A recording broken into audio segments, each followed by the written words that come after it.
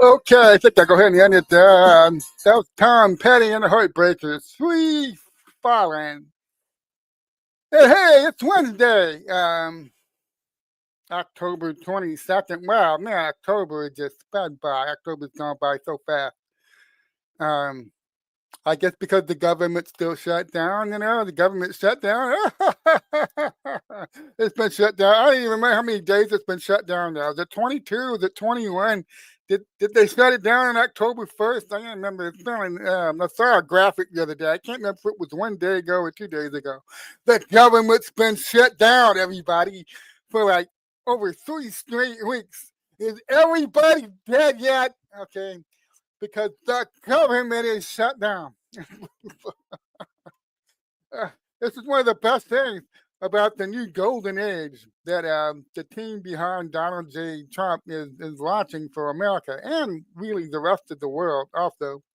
We key players in the Sovereign Alliance and what's going on around the world as patriots of various nations are taking the country back. They're taking the country back from the globalist cult. They're taking the countries back. Yes, they're awesome. Time to be alive. So one of the key things you have to demonstrate to people to help wake up more of the population and can show people what's been going on. You have to show them that about 80% of what the government is supposedly doing, they're 80% of all the bloat, 80% of all those government agencies, 80% of all those very expensive government employees, okay, they're not necessary. They're not really essential.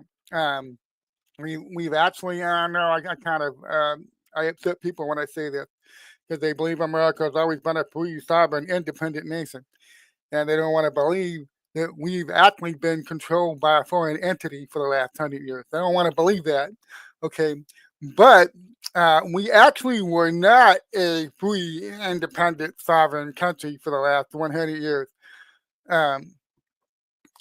They pulled the trigger after carefully positioning all of their resources and their personnel for about 3 or 4 decades. They pulled the trigger in 1913. We actually have not been a free, independent, sovereign nation at the very least, and since 1913. That's why I think most of this started, where they finally had enough of the compromised people in our Congress, the people in our embedded in our government and at the state level.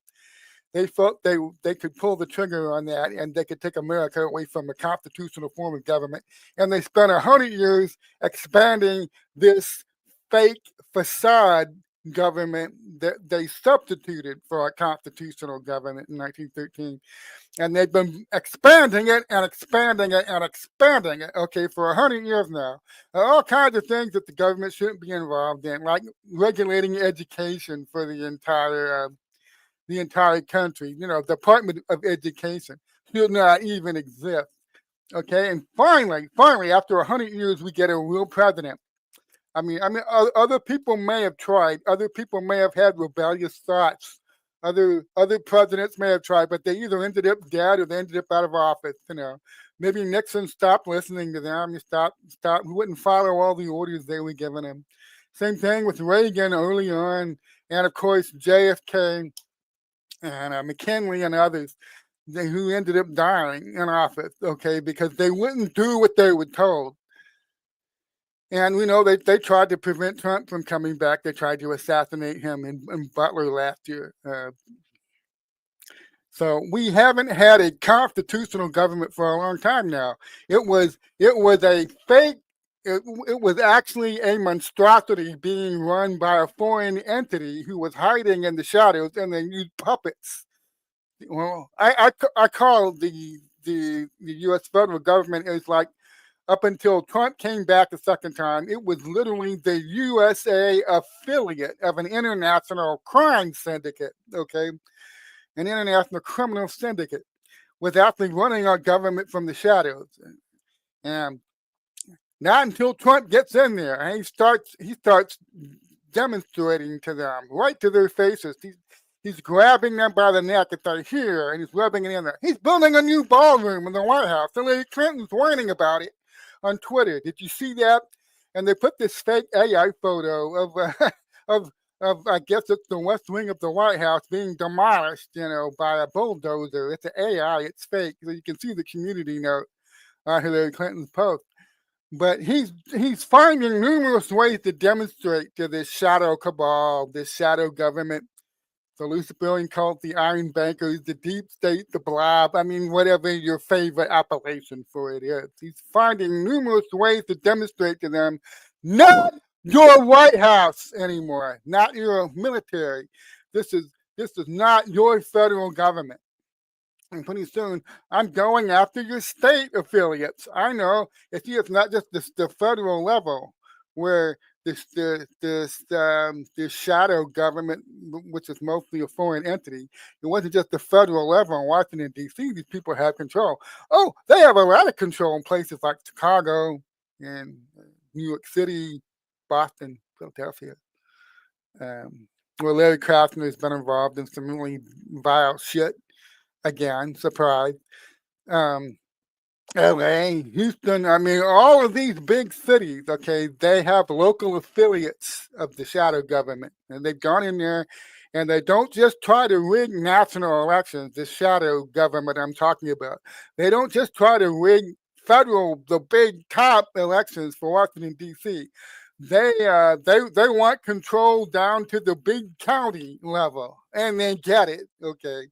And a lot of American parents have been discovering this. How long these entrenched shadow government people have been, even down to county school boards, man. I'm here in a red county. This is Polk County, Florida. Lakeland, Florida. This is supposedly a red county. In many ways, it is a red county. I mean, most of you have heard about Sheriff Grady Judd, great guy. Okay, so yeah, this is the red county. But the school board here was penetrated long ago. I've been following counties, the Citizens Defending Freedom. They used to be County Citizens Defending Freedom. They dropped the county. Now it's just the city, Citizens Defending Freedom.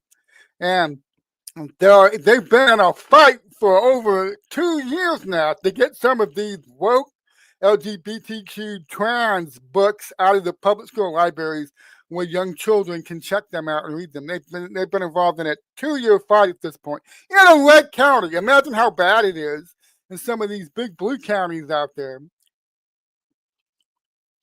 So we haven't had a real constitutional government in over 100 years, and we haven't had a real president in over 100 years.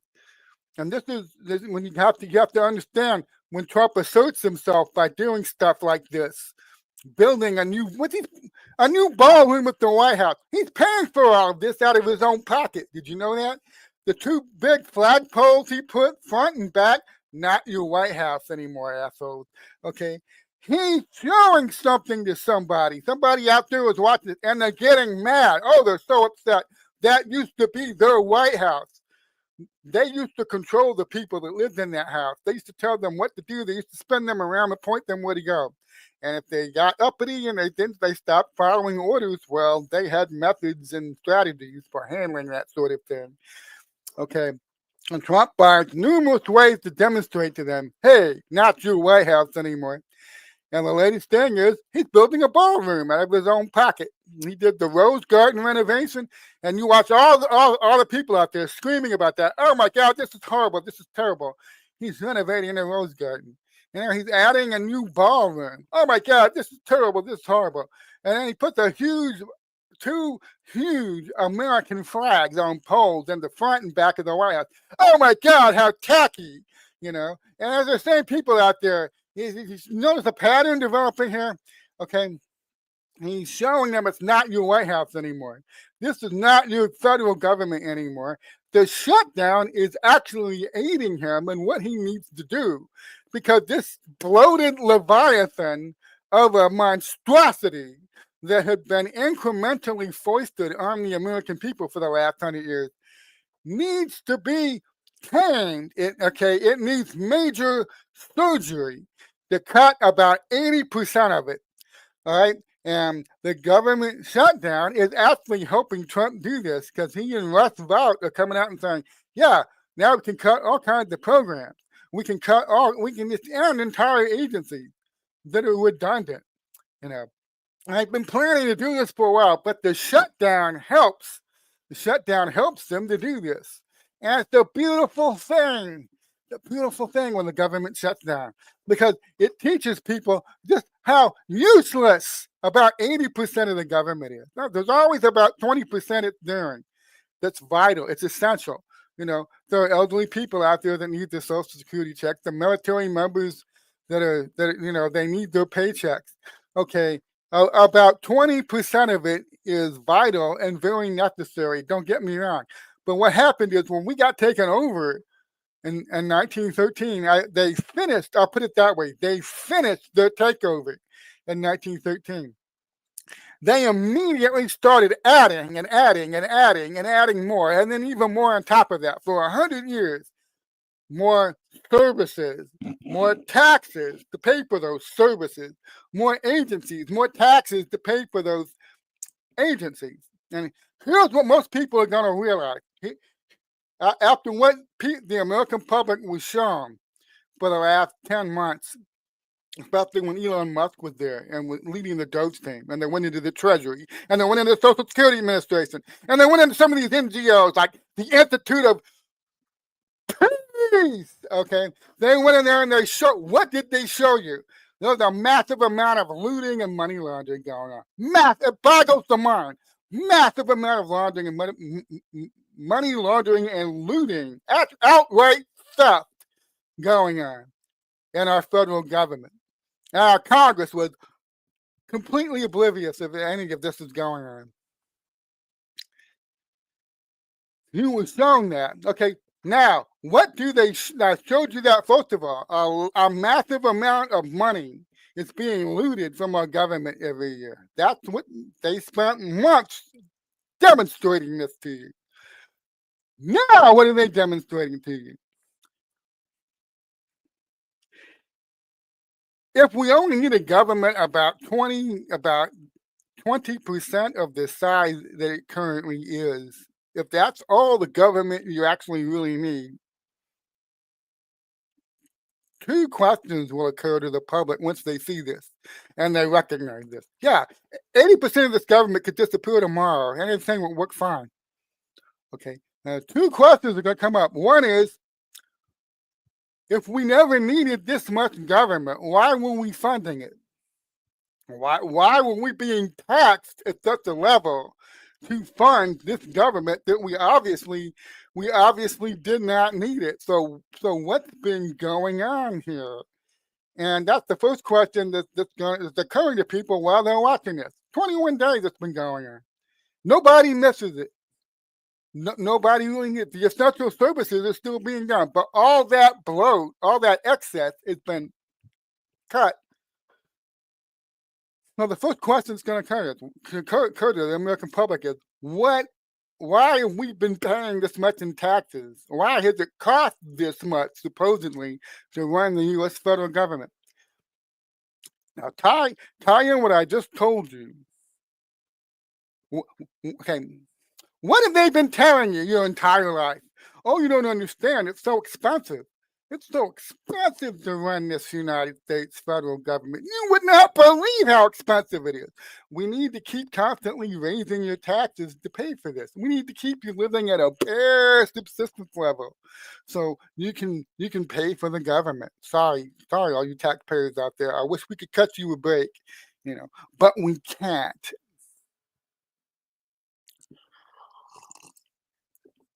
And you've grown up all of your life hearing the federal government is almost broke.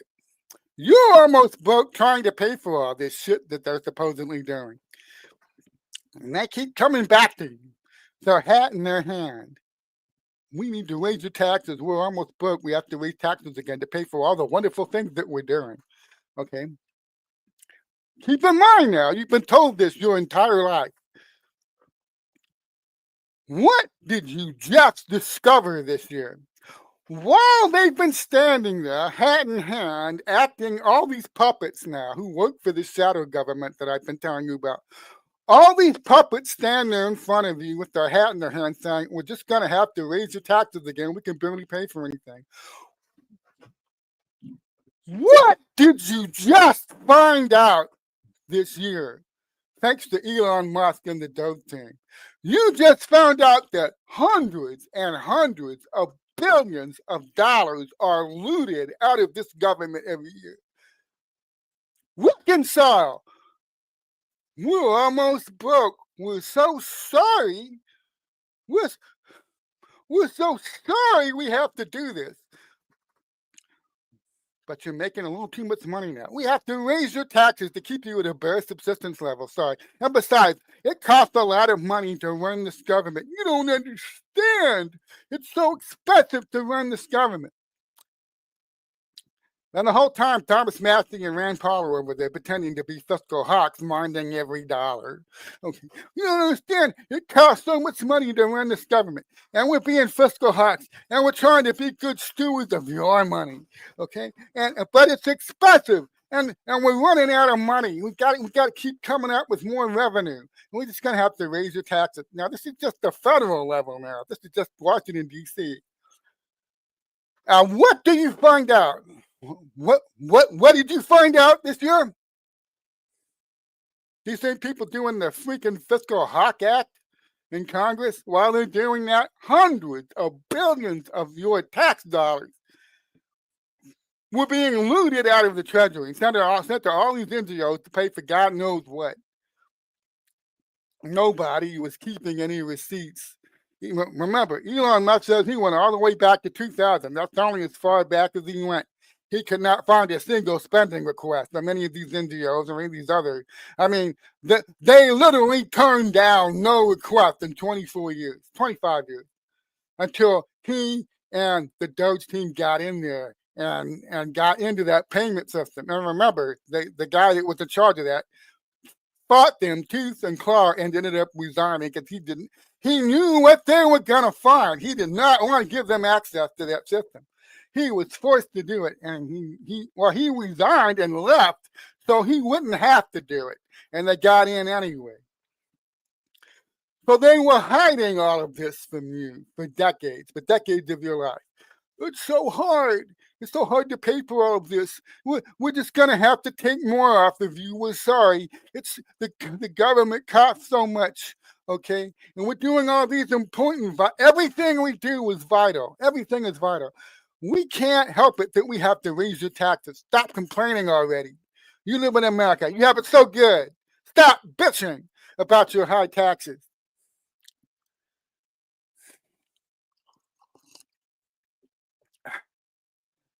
Taking another sip of coffee, it becomes more dangerous now. Here's where I'm going with this, all right? They spent all your life telling you it's expensive to run this government at the size that it is. And then you find out, well, we still don't know how many billions we're talking about. Is it just 400 billion? Is it 500 billion? Could it possibly be as high as 700 billion that was being looted out of this treasury every year? It's not sight unseen, no questions asked, all these shady private entities and NGOs out there. We still don't know how much it actually was, but it was a lot, okay? It was a lot. I think it's a couple of $100 billion at very least. We're just arguing how many hundreds of billions. If they take about $2 trillion off of Americans every year, it's about $2 trillion.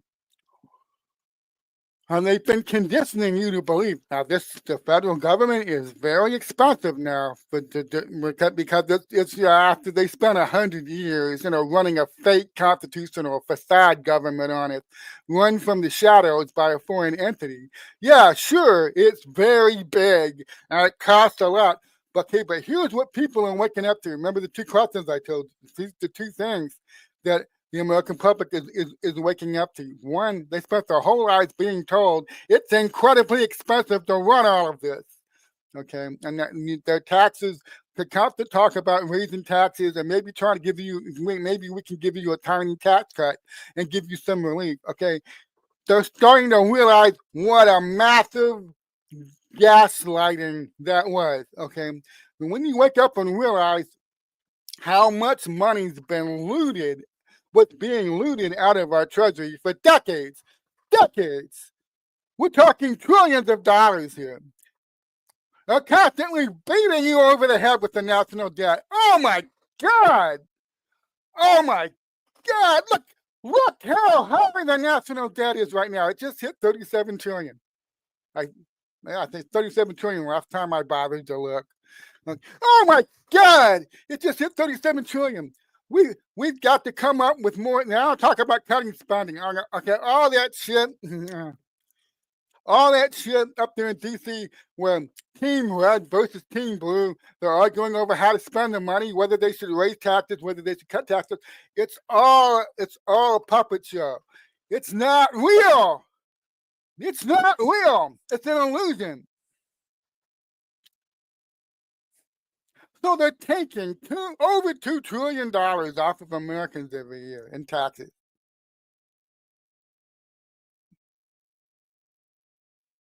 While pinky swearing, this is how much it costs to run the government.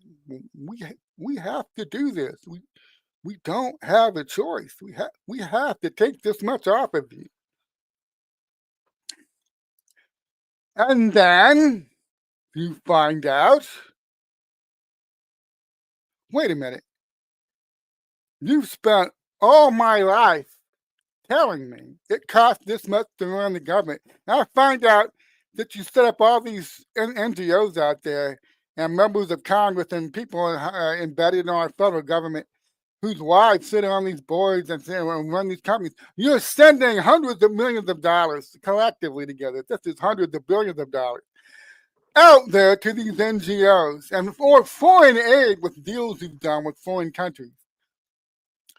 You've been telling me all my life it costs this much to run the federal government. This is why my taxes have to be so high. And then I find out that about this much of that amount is being looted and stolen and laundered.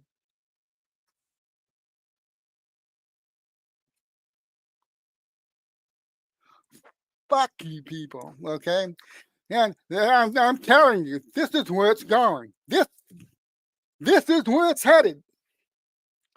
When Americans who've been oppressed and exploited and literally looted to run a vast criminal enterprise for their entire life, they're gonna wait. And when they wake up and realize, one, the government never had to be that big anyway, and two, most of the government wasn't even being funded by our tax money. They were looting hundreds of billions of dollars out of the treasury every year. And there's other ways that they have, and that they don't always directly loot it from the treasury. They send it to a foreign country as foreign aid, and then everybody gets their kickbacks. Okay. But they've been looting our country for hundreds. They've been looting us taxpayers for God knows how long.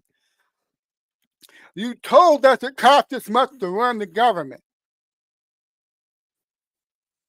And then you let 400 billion or 700 billion or whatever it is be looted straight from the treasury every year or sent overseas as foreign aid. You were running that system, and you were telling us to trust you. And you were telling us it had to be this way. It had to be this way. The government needed to be this big. The country would not survive with a government even reduced 1/4 in size from 100% to 75%. Oh my God, that would be so horrible. We can't cut. I mean, all these long debates up there with Team Red versus Team Blue arguing about cutting a couple $100 million from the precious government programs.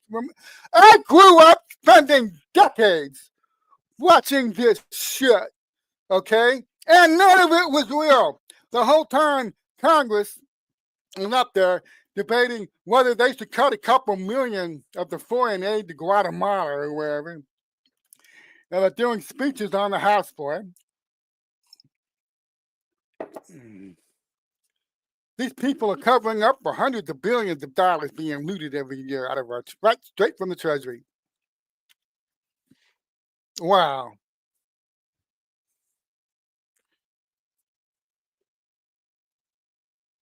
Does it really cost $2 trillion to run this federal government? I would argue no. So here's the thought pattern that is slowly emerging. I'm just early. You're going to see most of the American public realizing this over the next year. One, the government never had to be this big, right? No, never did. How did it end up that big then? Okay, people are going to go look with the constitutional framework. Oh my God, we really actually stopped having a constitutional framework government in 1913. It disappeared.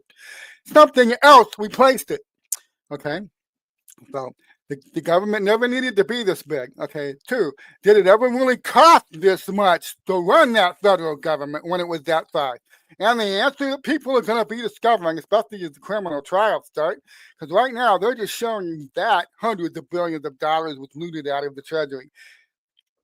The money trails are being followed. The indictments are coming. Don't think any of these NGOs out there that were ruthlessly, the people who created those NGOs and use their funds in high places to funnel billions of dollars in contracts to their NGOs every year. Don't think those people are walking away from this, because they're not.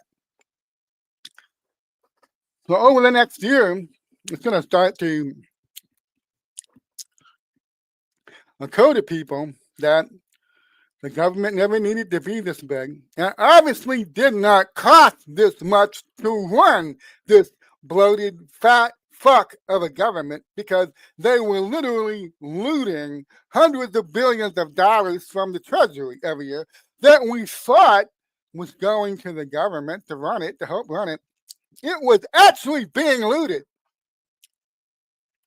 So obviously the government did not need to be anywhere near this big. And it did not cost anywhere near that much to run it, to actually run it. Even when it was that big, it did not cost that much to run it. So here's the third question that's going to come up. Where then was most of the fucking money actually going? Where was it going? Okay, and that's the third question.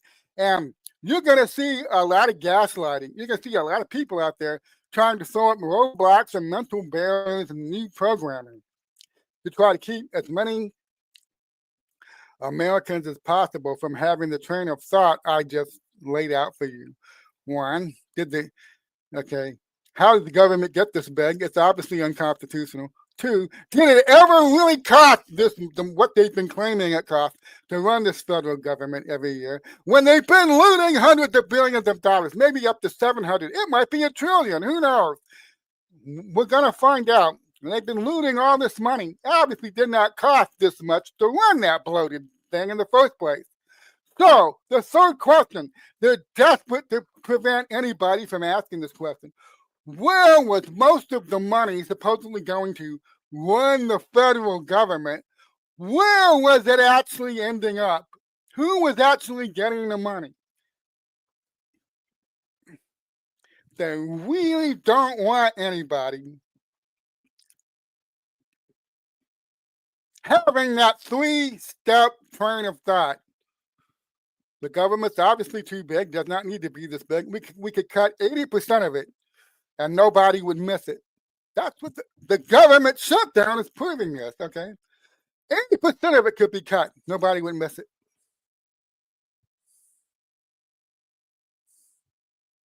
So it never needed to be that big. And when we find out just how bad the looting at the Treasury was every year, obviously the thought's going to occur to a lot of people as these trials unfold, and then over the looting. Well, if the government never needed to be that big, and it never cost that much to actually run it, because they're basically allowing hundreds of billions of dollars to be stolen right out of the Treasury. If it never cost that much to run it, okay, where was the money actually going? Why were they actually forcing us to pay all these taxes all these years? Why were they doing that when they knew it doesn't actually, maybe 80% of that money, 60%, 60 to 80% isn't even going to pay for the government agencies. So where was it going? Okay, and they don't want people having this train of thought. They don't want it.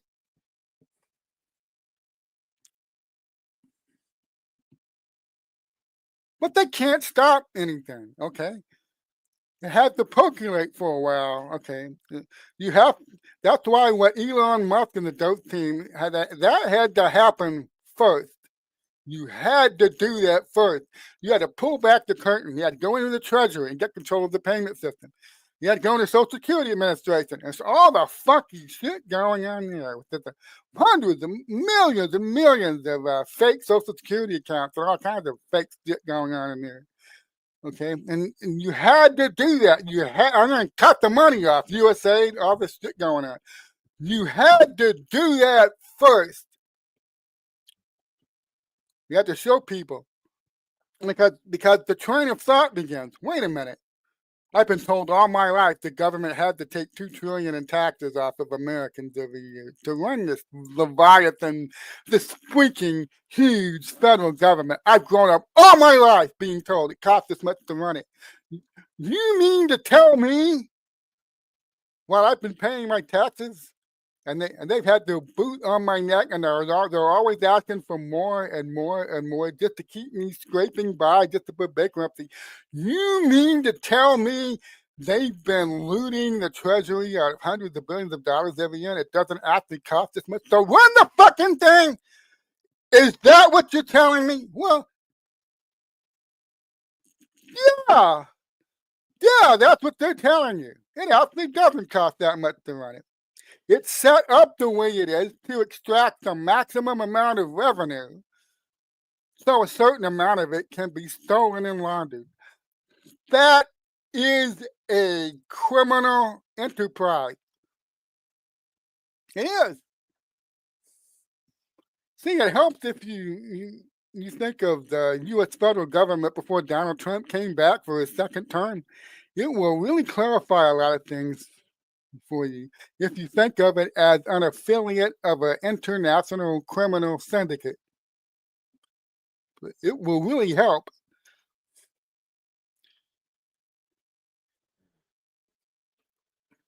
And the job of the Congress, the job of the Congress is to make you think everything's fine. That's their job. We're monitoring the story, folks.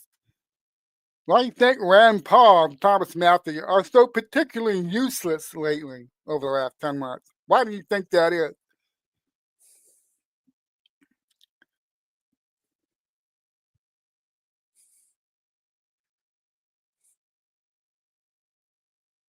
A criminal enterprise has been extracting maximum amount of resources from the American public in the form of taxes and fees for services rendered.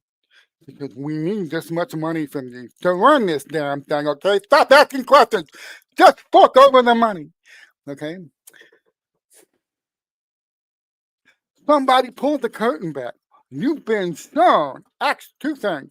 The government never needed to be that freaking big to begin with. And two, even though it is that big, probably around anywhere from 1/3 to half the money they've been taking off of all of us every year hasn't even been going to run this fucking thing.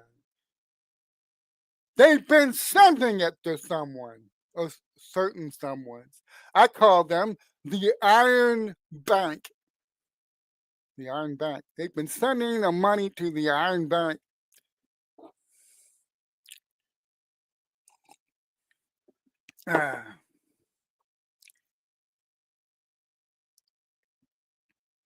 So, government shutdown. What are you being shown? The government never needed to be this freaking big. It's not a constitutional government in the first place. 80% of it could stay permanently shut down, and the country will work just freaking fine. So, what the financial questions then come up? Well, why was it costing so much to run this 20% that's essential and the 80% that's not, why were they taking $2 trillion off of us every year to run this damn thing when obviously they didn't need to be doing that? Ah, good question, Grasshopper. Excellent question. What you're going to find when you look into that is the reason they were taking $2 trillion off of you only should have cost about 600, 700 billion to run this damn thing. What you're going to find out is that a vast amount of the tax money they've been taking off of all of us every year is being sent somewhere.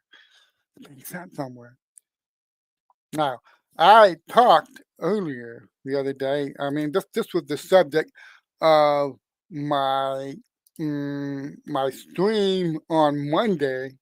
Now, let me find that post real quick. Would you recognize it? We understand in medieval times you had the royal banking families that were behind the kings. They supported the kings. They were the top movers and shakers of the royal court. The people have this idea the king was independent. The king was the guy that he ran everything. Okay, I found that thread. Okay. Let me get it up on screen. Okay, and I'm just asking people to update this idea now. What if some people who used to run the world,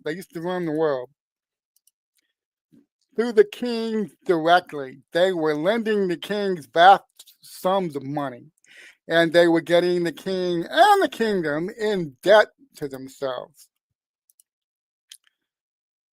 Okay.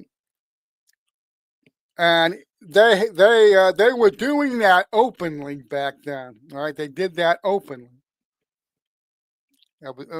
Well, it may not have been public knowledge of who the exact members of the banking families were that the king was in debt to, but it was commonly acknowledged that yes, the king, like King George, people focus on King George and act like King George was just one ruthless asshole by himself. But no, King George was supported by a noble banking class who he had to do what they said because England, in running its empire, had sustained massive amounts of debt, and with the control that these noble banking class families had over the kings, not just the King of England, but the kings of the monarchies of many of the European states, they were able to control these nations and give orders to the kings. And that was an immense amount of power. And they enjoyed this kind of power for around 800 years. But then the world began to change. And these royal noble class banking families could see the world was changing. All of a sudden, you have the American Revolution and you have constitutional republics and democracies springing up everywhere. And these people were seeing that the old paradigm of the noble banker handing the king a vast sum and openly gaining control of that king through the lending, that paradigm was not going to work in the late 19th into the 20th century, certainly by the 21st century. That paradigm is going to be gone. And they're going to have to move to something else. If they're going to keep running it on the same template, everybody's going to have to change their clothing. That's where I'm going. So you see in this first example here, here's the poor serf climbing in there. It's the rich banker handing the king a vast sum of money to get the king and the kingdom in debt to him. And of course, to pay back the debts that he owes the Iron Banker there, what is the king going to have to do? Well, he's going to have to increase his taxation of the serfs. So the serfs comes into this scene, begging for some relief, and they both laugh at him. Okay, now let's update this template for modern audiences.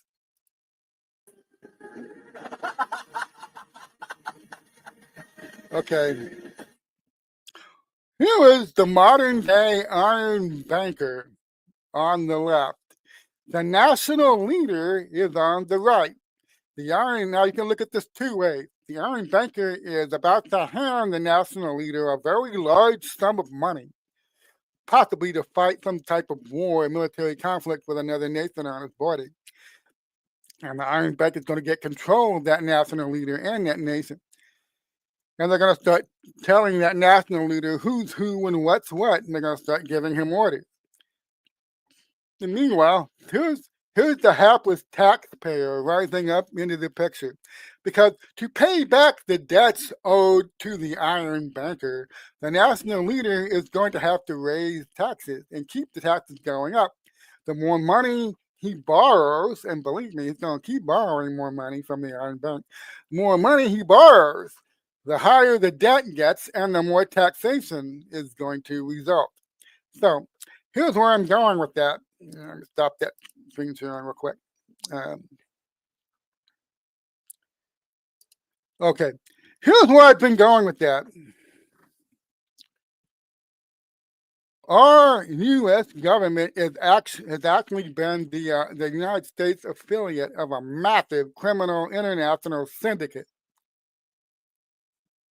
Because when they pulled the trigger back in 1913 and they instituted the new taxation system, it was always understood they were going to be increasing the debt. They were going to be increasing the borrowing. They were doing this deliberately now. They're going to increase the borrowing, increase the debt, and to do that, they need to extract the maximum amount of resources from the taxpayers, the serfs, the population. They're going to have to extract a maximum, an ever-increasing amount of resources from the public to pay for the scheme. Now, here's what's actually been going on. Here's what the American public is waking up to. Most of the money that's being taken off of us isn't actually used to run our government.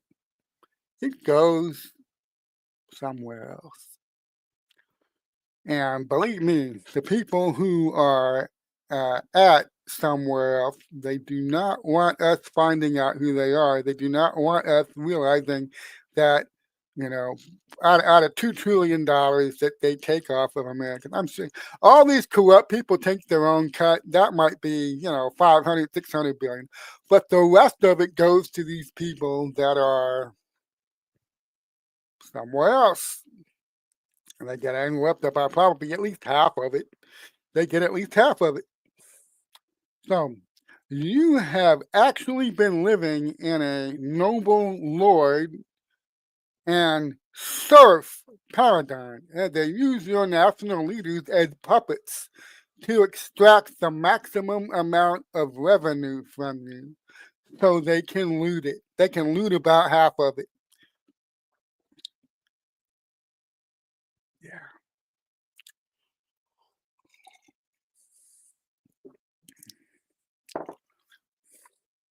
And that is ending because there's no room for this shit going on in the new American Golden Age. So you think about that while you watch this government shutdown continue. It's in day 22, 23. I don't really care how many days it is. I think it's awesome. I hope it lasts another 22, 24 days or whatever it is now. Because the public needs to see this. The government never needed to be that big. You were gaslit and you were lied to, and a carefully crafted illusion was kept before your eyes that the government needed to be this big and that they needed to take this much in taxes off of you every year to pay for a government that needed to be that big. The American public is waking up and realizing this was never, it was never true. It never needed to be that big. And even when it was that, all the history books are going to show this, even when it was that big, and they were taking $2 trillion off of us every year, they were looting half of it. They were looting half of it. While they constantly drummed the national debt into our heads and told us that we needed to pay more. How evil is that? Hmm? How evil is that? Growing up all your life in America and in America, run by international criminal syndicate, and the American affiliate people in Washington, D.C., have been facilitating a massive looting of our country while taking their own cut. Of course, they all took their own cut before they passed the money on to the Iron Bank. Anywhere from a third to half the money that's extracted just at the federal level now.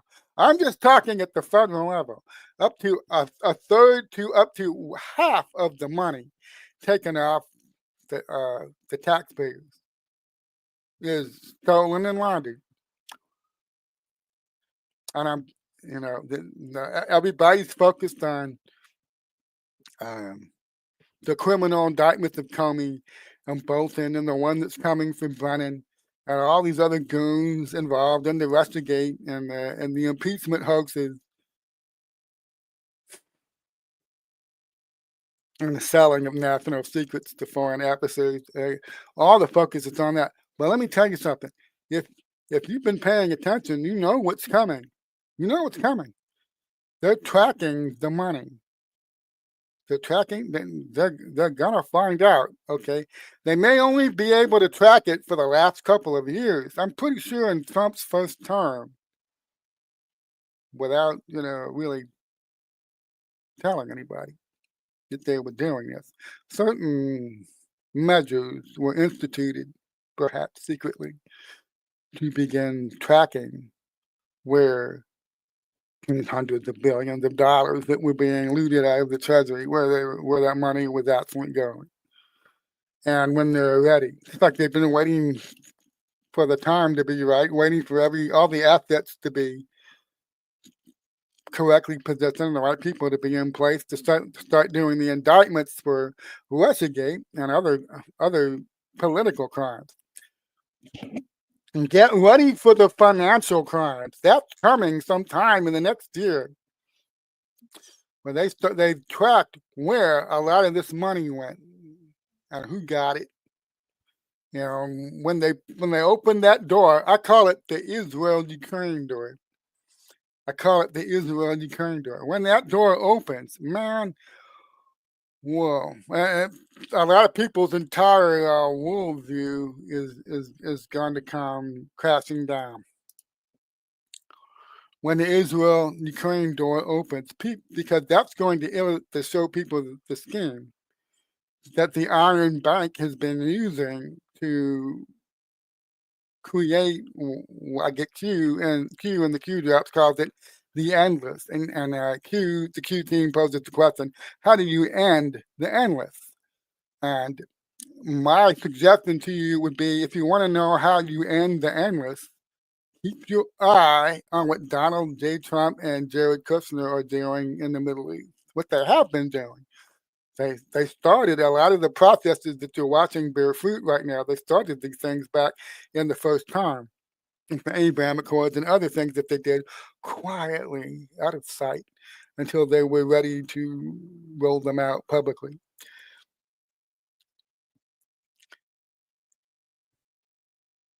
The opening of the Israel-Ukraine door will show people that almost all of the conflicts around the world that they thought were organic, that they thought were just various nations contesting each other over resources or ethnic strife, religious strife, whatever. In India, Pakistan, it's probably one of the more recent examples. They went in there with the same Operation Gladio bullshit. They sent a bunch of heat-dipped CIA Operation Gladio operatives disguised as radical Islamic terrorists, and they sent them from Pakistan into India to kill a bunch of people, okay, and kickstart a new conflict. And Trump showed right up, and man, he shut that shit down in a hurry. So they just can't get any bang for their buck any longer. They're not getting a return on their investments in these Operation Gladio turned terrorist units that are gallivanting around the world, because Trump is pretty much destroying all of them. Some of this is being done clandestinely. It's not being done out in the open. But a lot of these terrorist groups, the Operation Gladio camps and the terrorist groups, are being wiped out. They're just not hearing about it.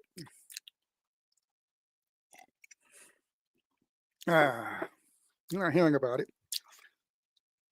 It's getting harder and harder for a warmonger out there, an iron banker warmonger trying to fund both sides and kickstart some shit between the various blocks of the world, nation blocks, whether that nation block is based on religion or region or resources or whatever. Their big thing, especially for the last 100 years, has been using their intelligence operatives disguised as radicals to go in there and destabilize the country and do some attacks and kickstart some shit so they can go in there and pay and lend money to both sides and get control and build their power and then start telling people what to do behind the scenes, of course.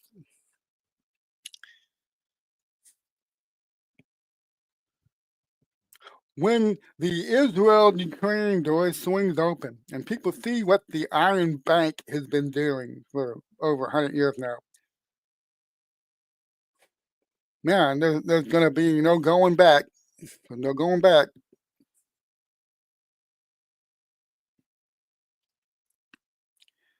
Many of you still wonder, why is it that even though the American public, the taxpayers, was telling them they didn't want to do this anymore, why did our Congress keep sending Ukraine billions and billions and billions of dollars? Well, I think most of you started waking up at that point. Hey, I don't think the Congress works for us. Well, duh, they don't. That's correct. They do not work for you. Never have. Your whole life, the U.S. Congress has not been working for you. The Israel-Ukraine door. When you wake up and realize probably 90% of the conflicts around the world are not organic, they are not being created through natural forces acting on their own in various states. There is a international criminal syndicate which has an incredible amount of resources. It is able to set up terrorist training camps and train operatives in subversion and terrorism and warfare, irregular warfare.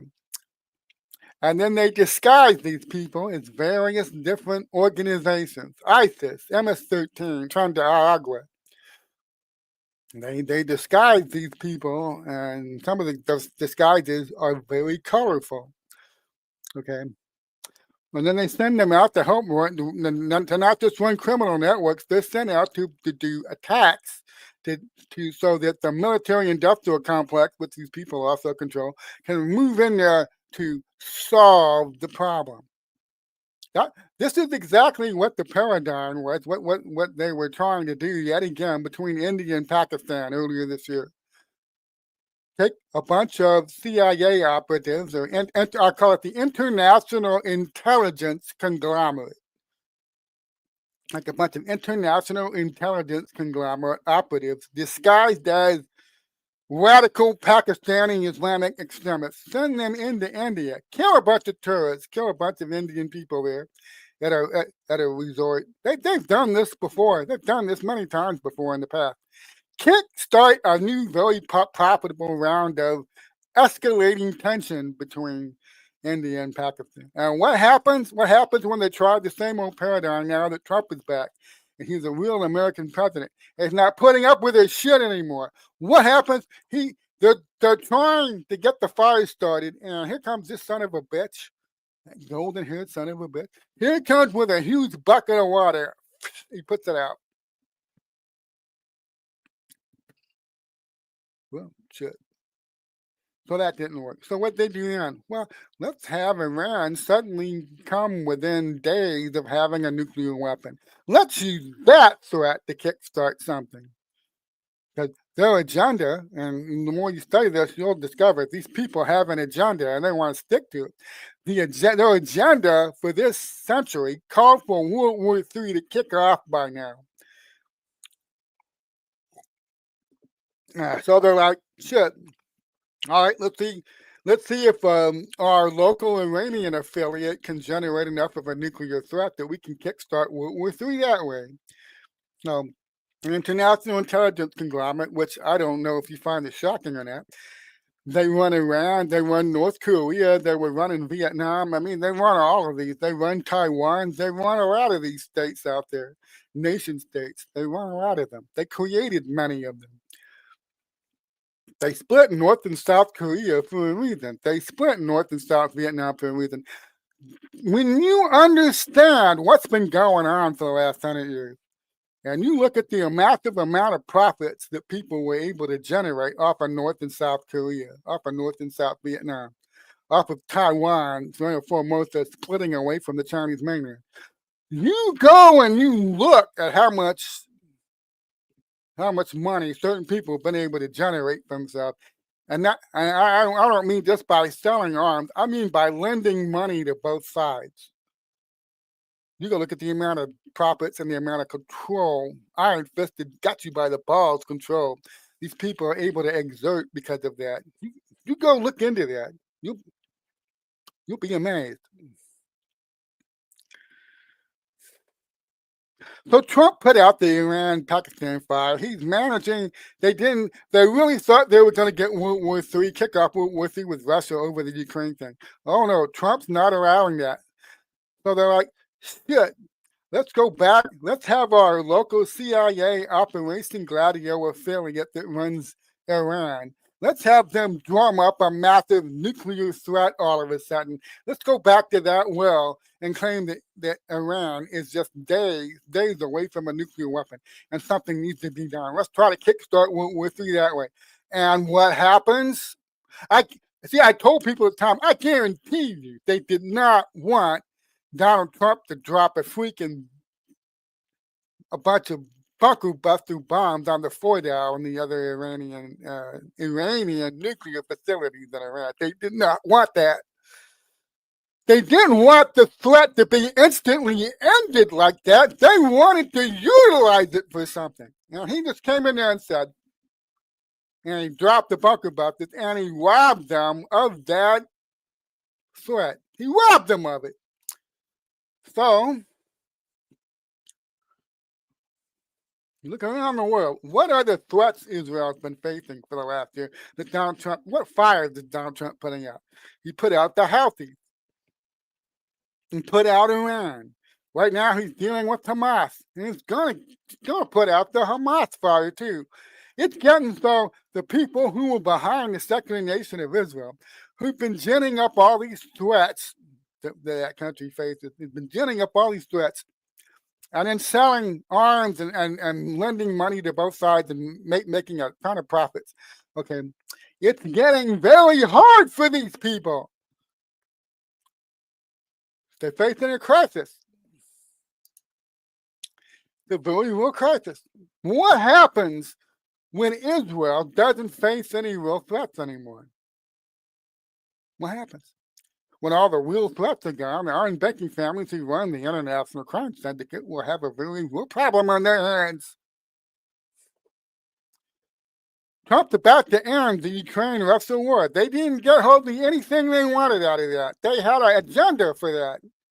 I mean, besides the hundreds of billions that they looted off of us, they had other things they wanted to see happen in a geopolitical sense from instigating and maintaining that conflict.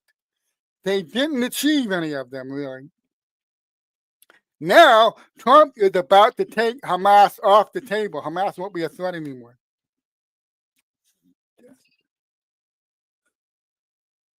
You know, they're having a real Hudson and Aliens moment. Oh, that's just great. Now what the fuck are we supposed to do? Well, some pretty deep shit now, man. Okay?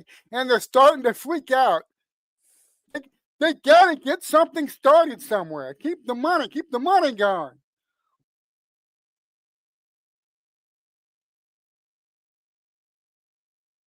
The fake news is never gonna explain this to you in these times.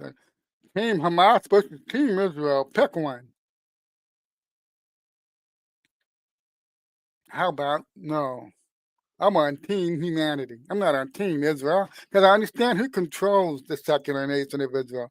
I'm not on Team Hamas because I know who controls the fake as fuck CIA created and supported Hamas terrorist group. I know who's behind them, okay? Why would I pick a side there?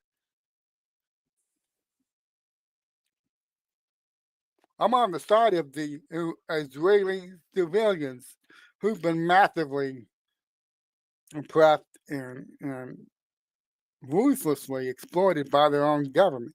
I'm on the side of the Palestinian people who don't pick their own leaders, by the way. Stop telling me stupid shit about elections in Gaza, all right? You just learned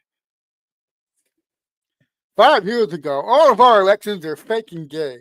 Oh, but the Palestinians, this is how you can tell somebody's still dwelling in the veil of illusion. Well, you know, those Palestinians deserve whatever they get good and hard. They keep voting for Hamas.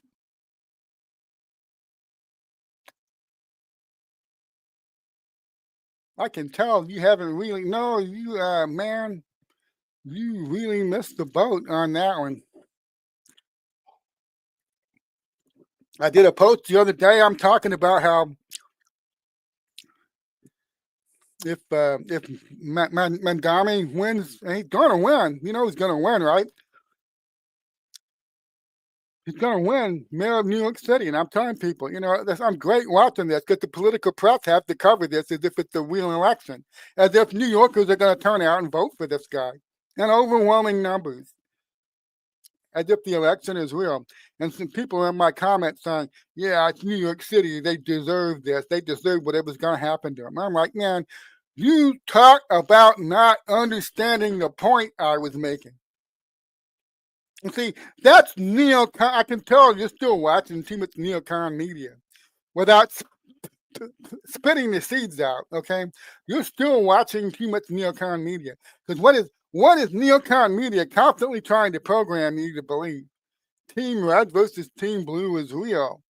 They're constantly trying to convince you of that. Team Conservative versus Team Progressive, Team Republican versus Team Democrat. Yay, Team Red, yay, Team Blue, fighting each other, and the fight is real, okay? They're always trying to convince you of that. That's why they created neocon media.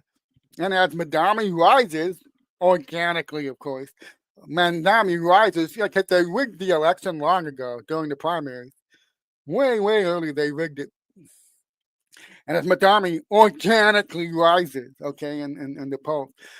You're watching National Review Online and Fox News tweet this as if it's real. They're tweeting it as if it's real. It's not real. It's not real. I'm telling you, it's not real. But what do they want? The National Review Online readership, the Fox News viewership, what do they want them to think? Wow, those New Yorkers really deserve what's about to happen to them. After all, they're all about to vote for this guy. So they deserve what they're about to get good and hard. Okay? That's my Justin Timberlake look. 5 years on into election thefts and all the evidence coming out about election rigging, and you're still believing New York City elections are real. Shame on you. Wake up, Neo. Free your mind. The people in Colorado are not asking for this. The people in New York City are not asking for this. The people in LA and California are certainly not asking for all the shit Gavin Newsom has been doing to them. Wake up already. Stop listening to the fucking neocon media gaslighting the shit out of you.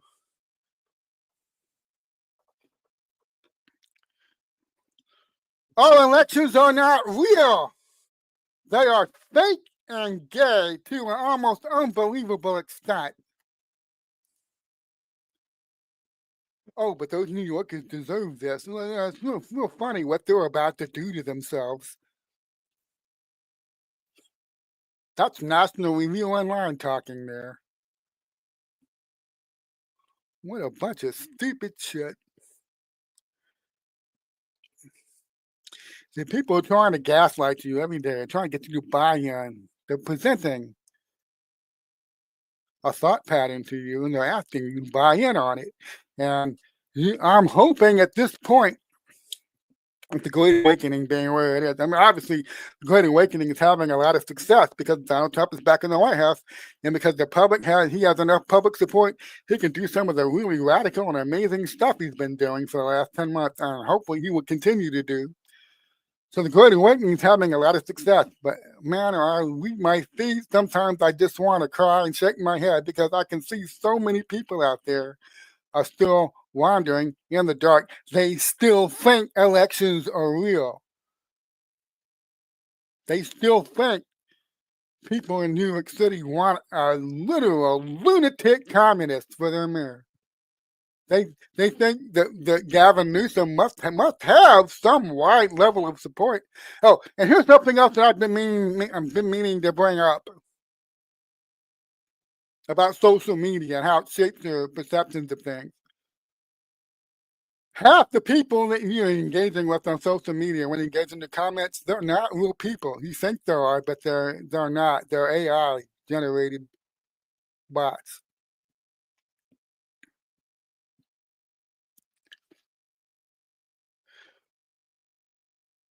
And you end up being targeted by an algorithm because they want to convince you. They want to convince you that the progressive, there is a vast my neighbors are so woke I can't reach them. I'm surrounded by woke people. Woke people are everywhere. You you will understand something when you dig into this and you begin to understand how fake and gay social media is. So a lot of bots out there trying to give you a perception that most of this country is still woke. They're trying to give you the perception that 50 to 60% of this country is still in the dark. They're shaping a digital, like the digital battlefield. They're trying to convince you the the real battlefield. Okay, let me back up. They're creating a digital space in your mind and they're trying to convince you most in the real world now, most of the country is still woke and asleep and trapped in the dark. They're every damn day they're on social media trying to convince you of this. It's futile. It's futile. You're losing. You'll never wake these people up. Why don't you just move on and give up? All my relatives are woke. I can't reach them, and you have to understand most of these people that you're seeing in the comments, probably a lot of them are not real. What are they trying to do? And why would somebody, I don't know, this is, going to be shocking to most of you. Why would somebody deliberately create an influence operation around bots trying to convince people who've been waking the world up that they are wasting their time? Why would they do that? And certain accounts like mine are targeted. See, that's what I figured out. Most, I would call them black pillars and doom mongers. Most of those accounts aren't real. Did you know that? Most of them are not real.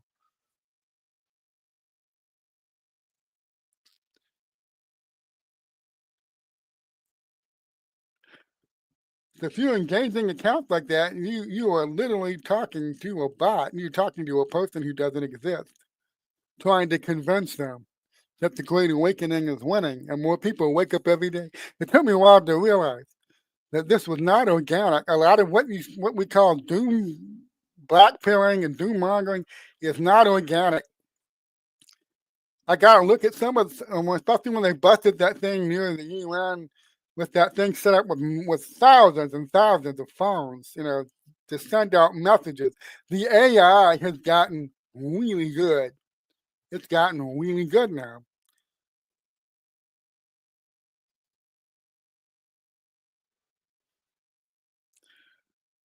One way or another, they are constantly trying to influence you to have a false perception of the real world battlefield. They're trying to convince you most of the country's still asleep, they'll never wake up. They're trying to convince you that Donald Trump's inner circle is full of endless chaos, and that Donald Trump is stage managed and cloistered, and they're hiding shit from him. Most of this is not organic one way or another. It's either influencer taking money to read a script, or you're engaging bots in your comments who are trying to gaslight you. See, it's bad enough when you get gaslighting from real people, okay? When you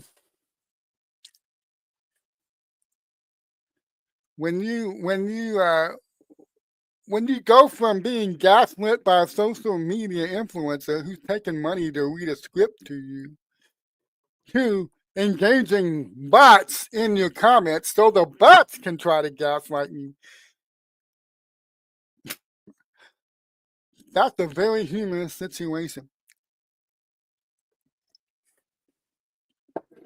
I think I've had enough of people trying to influence me to believe Trump's inner circles and chaos, and that most of the country, most of this region is still asleep, and they haven't woken up yet, and they're never going to wake up. I think I will turn now to engaging some bots in my comments and let them gaslight me for a while.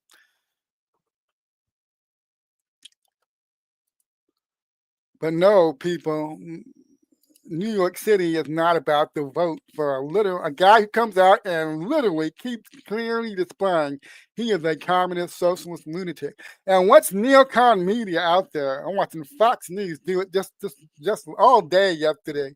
They brought Madami on for an interview. Okay, what are they endlessly gaslighting you to believe? Most New Yorkers want this. Our fake as fuck polls keep showing us most New Yorkers want a literal, raving, commie, lunatic, Marxist socialist for their next mayor. Our polls show us this is true.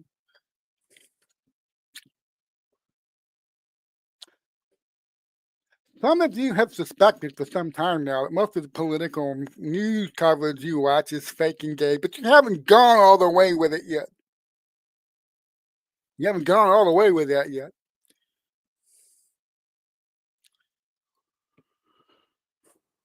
We need to go all the way with it.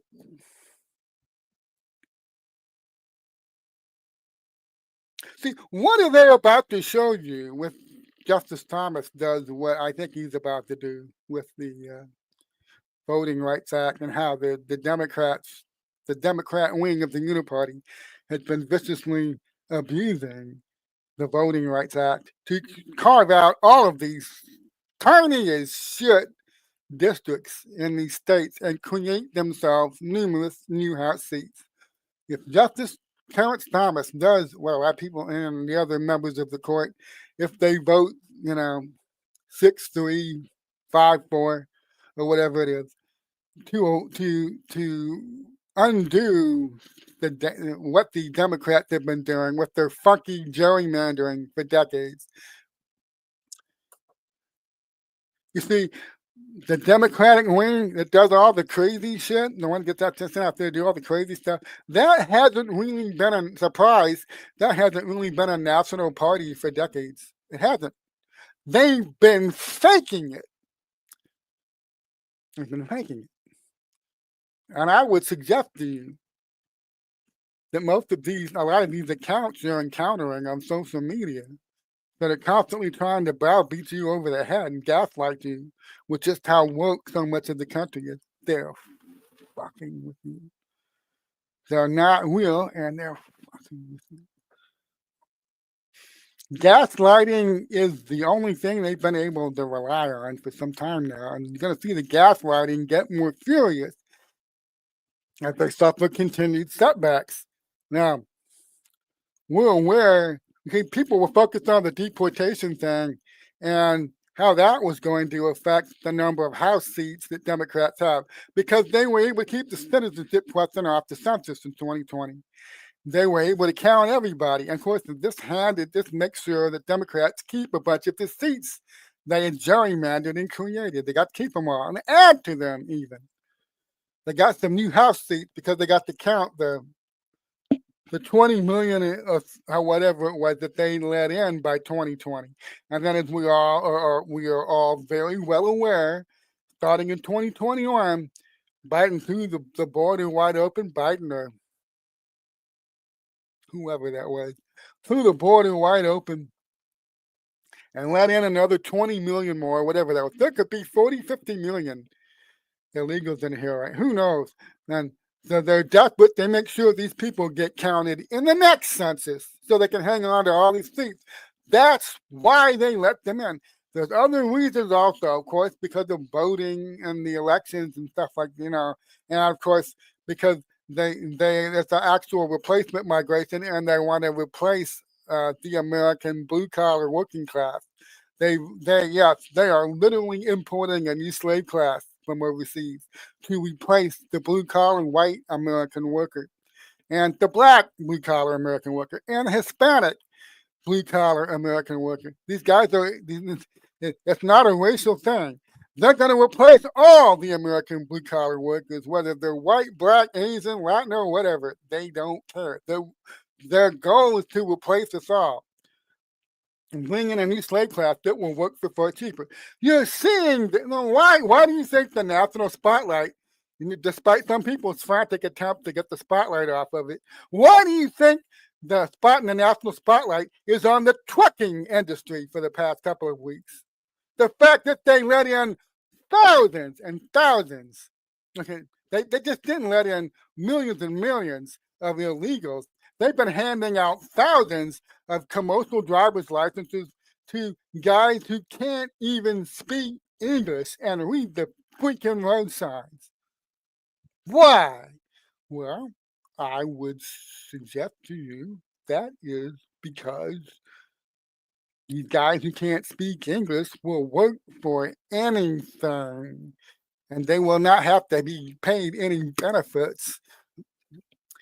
You got Joe, who's an American worker, and you got to set aside Social Security, and you got to set aside Medicare. And you got all kinds of benefits and stuff you have to set aside, not retirement plans and all this shit for Joe, your average American truck driver worker. So here's what the trucking company owner, CEO, was thinking. Joe cost me $175,000 a year to drive a truck. I mean, if you add up everything, yearly salary, Social Security payments have to make, all the health care benefits. Yeah, $175,000 a year. Joe cost me that. But Jose only cost me about $60,000 a year. $175,000 versus $60,000. Work for me, Jose. Come and work for me. Everybody focuses on the left wing facilitating the mass migration. They don't see what the fuck the right wing side of this hydra is doing. They don't see that. The right wing conservative business owners, they don't see that shit.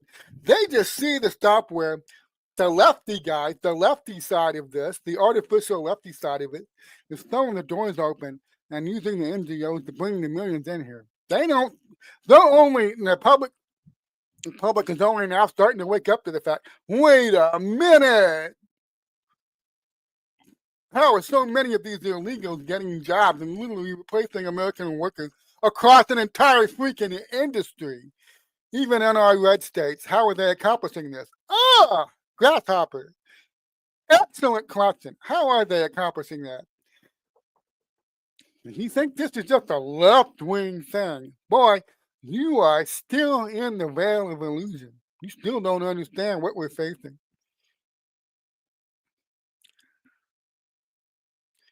The good old boy country club, glass clinking, GOP Republican Party leadership in so many of our counties, you really don't understand what they've been doing and why they're so viciously against election reform. You really don't understand what Donald Trump and MAGA have been up against. If you think these people are your friends, they've been literally replacing American workers, not just in the trucking industry.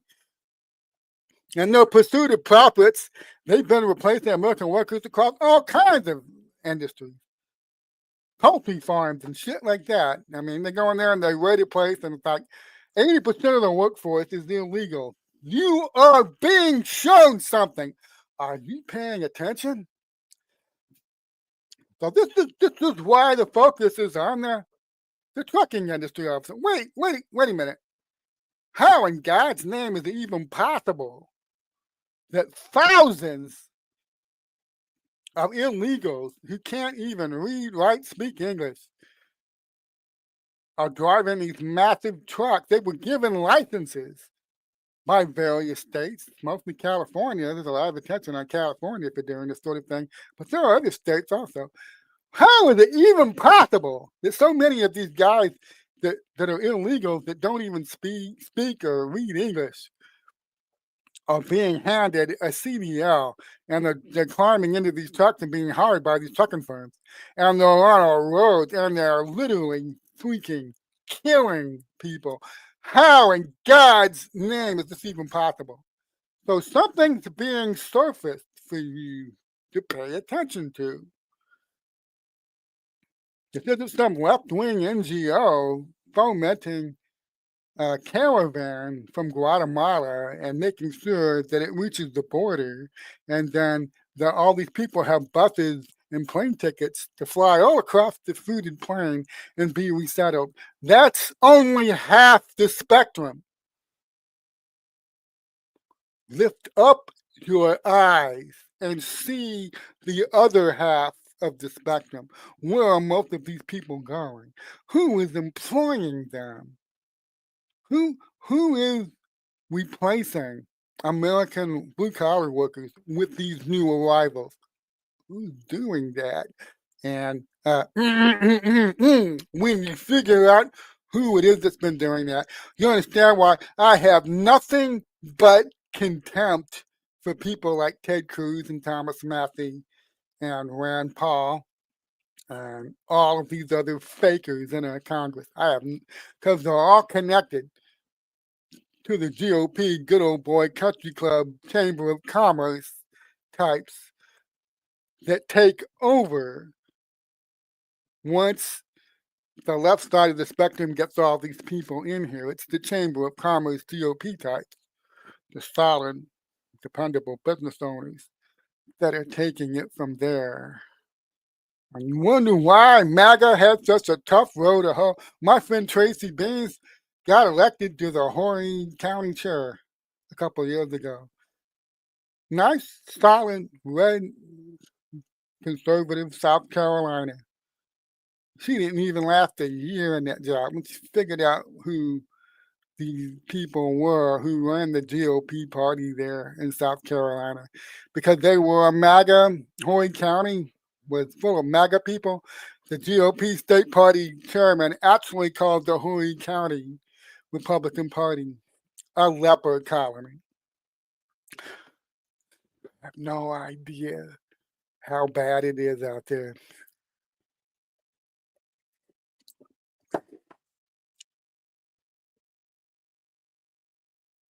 And one of the chief things about election integrity, as I enter the final 20 minutes of this broadcast, one of the big problems we face in the election integrity community, I consider myself a member of it, along with Seth Keshel and many others. Captain Seth Keshel, who's got a new book coming out, and I'm been reading a couple chapters of it. It's really awesome stuff. But we've spent 5 years now sounding an alarm that the neocon media, Fox News, National Review, all these neocon and now MAGA social media personalities that are out there, go to all the events and write their books and everything. We've been sounding the alarm. These There are people in the election integrity, whenever they discuss elections, they're constantly trying to frame it in team red versus team blue. Here's how the Democrats are cheating in the next election. Here's how the Democrats stole the election. Here's how the Democrats did this. Here's how the Democrats did that. Fuck you. It's a uniparty. I know you're in on it. I know you're part of it. I know there's a GOP wing to this fucking election fraud, and you're gaslighting everybody, and you're trying to pretend like a large part of the GOP isn't in on this shit at the county level, and they are. They are. They don't want the elections fixed. They're part of the same machine. It's a uniparty. And people every day, because they're not guarding their minds and not being careful, they get sucked into the narrative. Here's what the Democrats are doing today to rig the next election.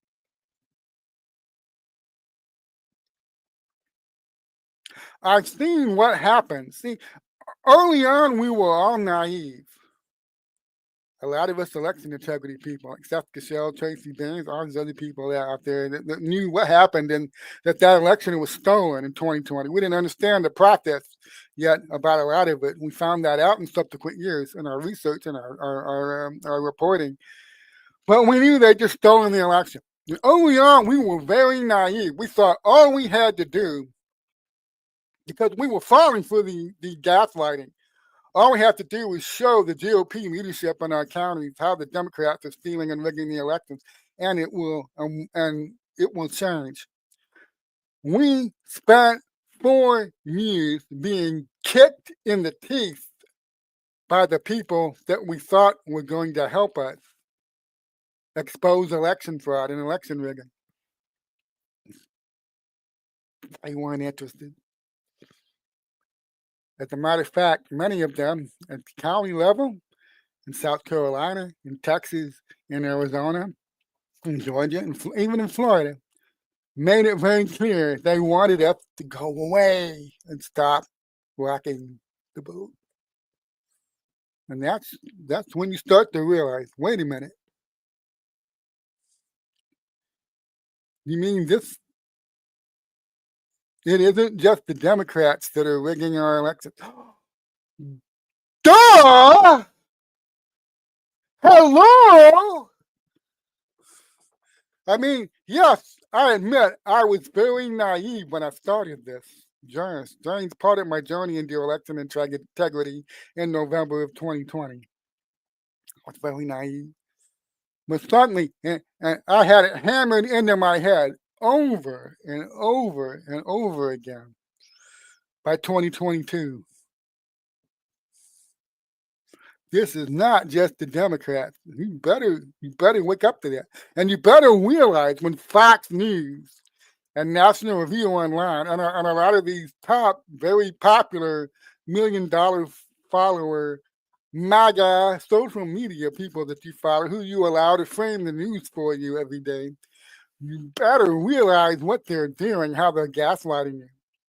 It's Team Democrat rigging all the elections and doing all the bad shit. And it's Team GOP, yay, Team GOP, trying to stop them from doing all that bad shit. Oh, no. Oh, no. Now, it's true, having said all that, Trump is involved in a hostile takeover of the GOP party. That's true. It's a hostile takeover.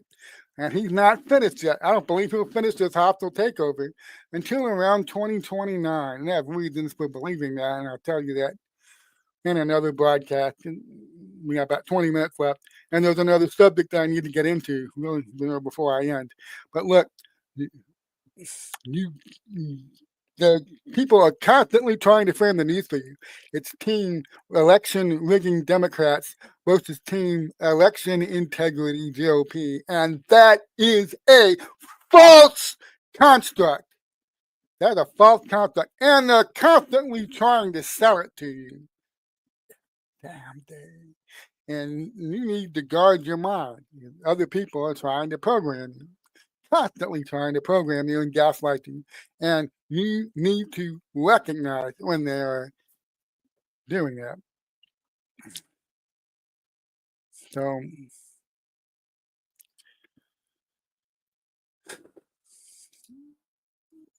the government shutdown. It's the crime syndicate.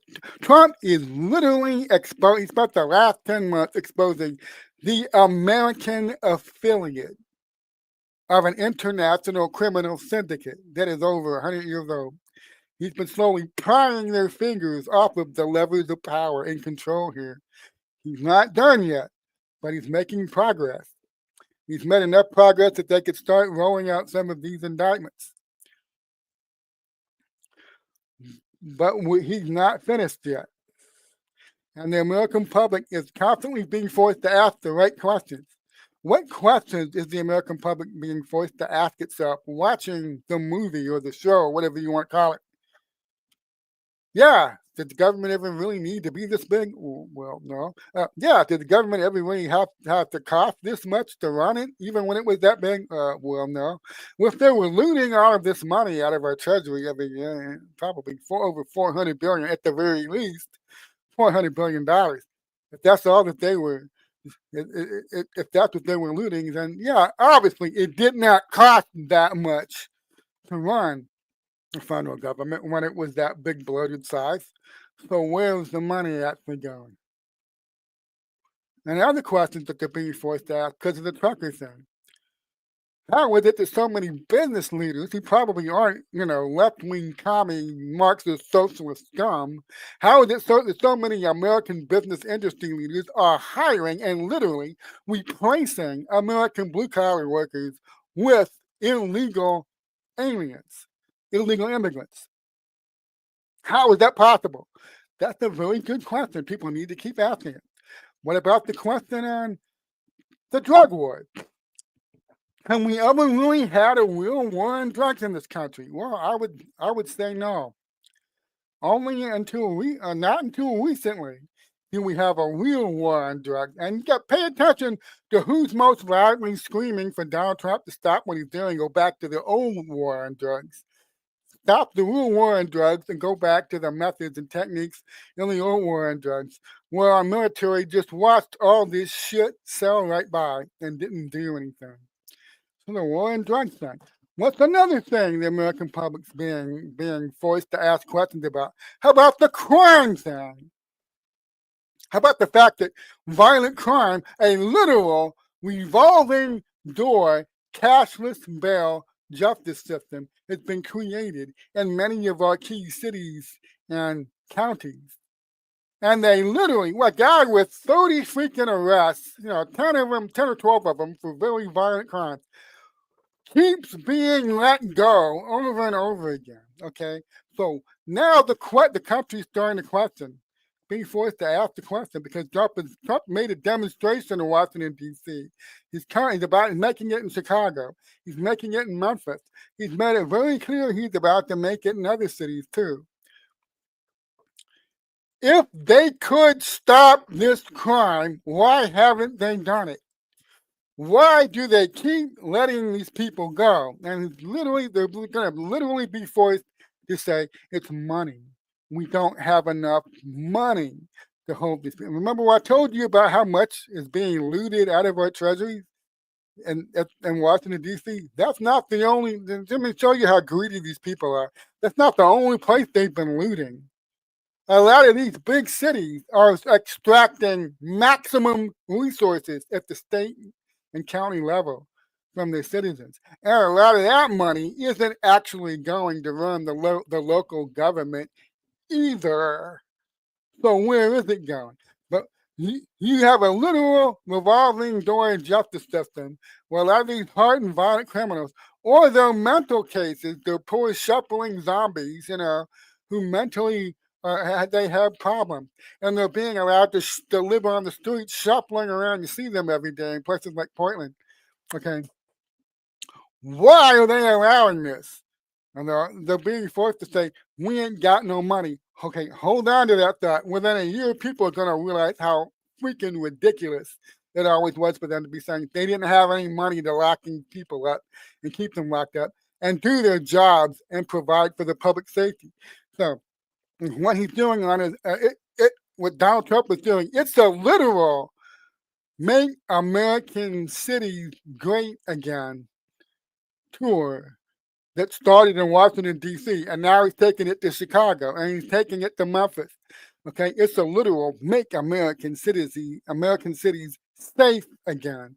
He's going on a national tour, and every one of these people that have been running these machines, these cabal machines in these cities, is really putting them on a hard place because they've been allowing those bodies to stack up in the morgues, and they don't want to stop it, and they could have stopped it at any time, and they're going to be forced to come out and make the excuse, well, it's because we don't have any money.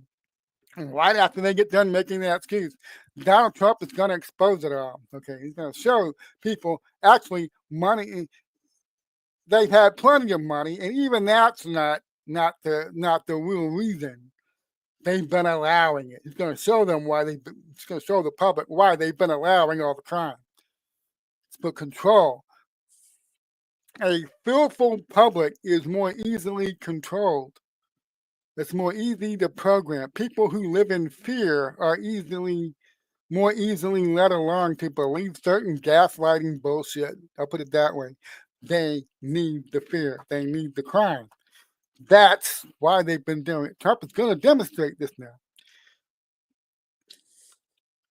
So many questions people are having to ask over the last 10 months. And right now, the big one is as they watch the government stay shut down. It's probably going to stay shut down for over a month. Do we really need a government that big? Was it ever really costing that much to run this government when it was that big? And if it didn't, and hundreds of billions of dollars were being looted out of that treasury, where was the money actually going? Who was getting it? And those are all questions, I guarantee you, 10 years ago, when that guy came down an escalator, they never imagined that the American public would be asking these really awkward questions. They never imagined it. They thought that it would have ended by, they would have ended him by now. They would have destroyed him. So we live in an amazing time. There are things that are happening every day that were previously considered impossible. Not just the peace in the Middle East and the way Trump is brokering deals and stopping conflicts around the world. And a lot of this is done out of sight. You only see some of this. There's a lot that's going on. They're not showing. Our military's out there doing things that they're not showing you right now. They don't show you. It had to be done this way. It had to be done that way. Operation Gladio camps and shit. You know, what if all of a sudden they can't train a new generation of Operation Gladio terrorists? They're getting ready to unleash the next ISIS, and all of a sudden, shit, we're not getting the USAID money anymore. We don't have the funding. And then that camp you have in a certain foreign country, let's just say a clandestine special ops team shows up in the middle of the night while everybody is sleeping in their tents and shoots them all in the head. Oops, you don't have any operatives anymore. Oh, well, life goes on. Yeah, they shoot them all in the head and they take their picture. But it's okay because life goes on. And, well, life goes on for some people. They can't show you the degrading of the enemy capabilities. They cannot play that for you on Fox News. They're not gonna. The Department of Defense and Secretary of War, Pete Hegseth, is not gonna put out a press release. Oh, we took out 4 Operation Gladio camps in certain foreign locations the other day, and we killed everybody that we found there. They're not going to come out and tell you that, all right? So we live in an amazing time. The enemy's capabilities, which they maintain by keeping illusions, carefully crafted illusions, up to hide what they've been doing. The illusions are fading. The capabilities are being degraded. The funding has been cut, a large part of it. That's why they're so desperate to keep the drug money coming, because they don't get to loot our treasury anymore. Did you know that? They don't get to loot our treasury. The money they get from the conflicts is more important than ever. The money they get from the drug trade and the human trafficking trade and the arms trade is more important to them than ever. Because when you have a massive, ongoing, worldwide international crime syndicate, it takes a certain baseline level of funding to keep that syndicate going at an optimum level. And right now, it's creaking along. It's creaking along. The machinery is starting to break down in some places. They are not meeting their baseline costs for maintaining the criminal syndicate. They're not meeting it. And the longer this situation continues, the more Trump knows he's going to win. He is breaking them. And a lot of this is done out of sight. You will not see it on CNN. You'll not see it on Fox News. A lot of the social media influencers you follow don't even have a clue about it. And if some of them did, they wouldn't show you.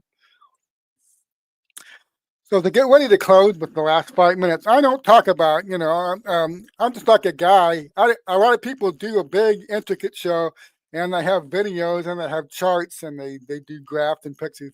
I prefer to do one where it's like I'm talking to you at your kitchen table for 2 hours. It's just me talking.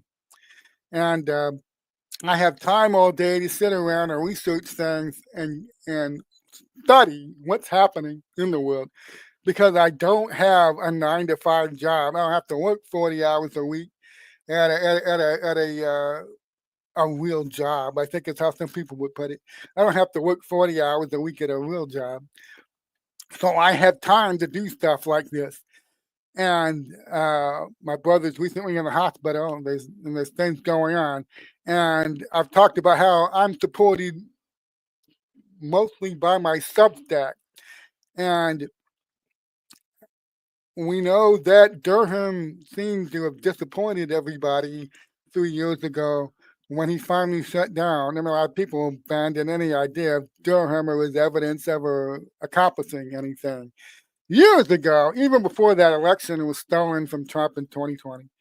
And I think when Durham finally closed up shop in 2022, I mean, it was early 2023 actually, and he released his final report. The number of subscribers to my Substack dropped a lot. And listen, I don't blame people for doing that. It did look like I was wrong about everything. It did look like we would never get any justice for Russiagate. We would never get any justice for Comey and all these other people that were involved in crafting the Russiagate hoaxes and then utilizing them in investigations of President Trump and certain other people. And so I went from about 1,500 subscribers to my Substack to having around 800. And I never complained because when the subscription numbers were around 900 or so, I'm able to make my bills. That's all I care about, making my bills. I do not live extravagantly. I live in a trailer house in Florida in a retirement community. Okay. So as long as I'm able to make my bills, I don't really care about the money thing. So I don't talk about it a lot. I've been able to make all my bills until, recently the number of paying subscribers dropped to the point that it's starting to be a little bit of a struggle. So even though there's always people that complain about this, I'm going to start plugging the Substack at the end of every broadcast now. I'm going to ask people to please think about if they enjoy listening to me talk and they enjoy hearing my unique perspective on world events. Please consider becoming a paying subscriber to my Substack. Even though it is free, I'm honest about that, you're not paying for access to anything that goes up on that Substack. You're subscribing so you can support my work. Okay, it's a voluntary subscription. If you want to subscribe for free, that's fine also. But I get to do this. I get to do this as a full-time job because I have around 800 subscribers right now, but the subscription numbers have dropped to the point that it's a little bit of a struggle meeting the bills every month. And if you want to go ahead and make an instant donation, you can send a donation to my Cash App, because my brother was in the hospital recently, and I did some donations to his GoFundMe, and it turns out that it's getting to the end of the month, and things are a little tight right now. I could use a little boost, so I hate having to talk about this. Other people, they're always talking to you about, they have like affiliates. They're affiliates for advertisers and stuff, and they're always bringing up the money thing. Okay, it might be a long time until I do this again, because I would prefer just to stick to the subject and just to talk about what I think needs to be talked about that day, and then move on. Okay, but I'm having to do this because I'm a little short this month. And I appreciate all 1,931 of you that are watching. Thank you for making me part of your Wednesday morning. We live in an exciting time. Things are happening right now all around the world. If I told you a year ago this would be going on, Trump would be bringing peace to the Middle East. Uh, the IRS is getting ready to be ended. Trump's done a complete trade tariff reset. The government actually had a surplus. They checked in from the latest figures. I believe it's from 2 months ago. It's still too soon to calculate the September numbers, but from about 2 months ago, they discovered they had a $200 billion surplus. Okay, there are amazing things going on all over the world. The government shut down. The country continues to wake up and realize the government never had to be that big. It certainly was not costing that much to run that Leviathan government anyway, when they were looting hundreds of billions of dollars of it. And people are waking up to the fact that it's not just the left-wing guys out there. There are a lot of right-wing guys that run the businesses, like the trucking firms, that are literally fomenting the mass migration of a new slave class, and they're replacing the blue-collar American worker with illegal immigrants. And they're doing this on purpose, and they're doing this with their eyes wide open. And so amazing things will continue to happen. And Donald Trump will continue to do amazing things to the White House.